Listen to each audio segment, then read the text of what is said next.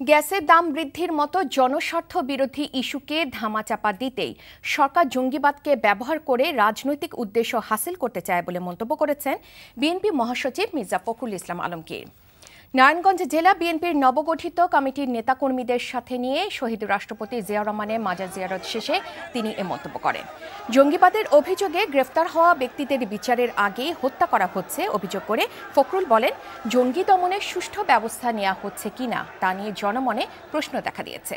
তিনি বলেন, সরকার প্রধান রাষ্ট্রের সব সুযোগ সুবিধা ব্যবহার করে জনসভা করছেন এবং সেখানে নৌকা মার্কায় ভোট চেয়ে নির্বাচনী আচরণবিধি ভঙ্গ করছেন। 2014 সালের মতো আর কোনো নির্বাচন জনগণ মেনে নেবে না বলেও সতর্ক করেন মির্জা ফখরুল। একটি ইস্যু যখন জনগণের সামনে চলে আসে যেটা জনগণের স্বার্থকে বিঘ্নিত করে, তখন আরেকটি ইস্যু তৈরি করে তারা সেটাকে ধামাচাপা দিতে চায়। এটা আওয়ামী লীগের একটা হীন কৌশল। আমরা প্রথমেই বলেছিলাম যে এই জঙ্গিবাদকে নির্মূল করবার জন্য একটি জাতীয় ঐক্যতর মত সৃষ্টি করা প্রয়োজন। সেজন্য আমরা আহ্বান জানিয়েছিলাম।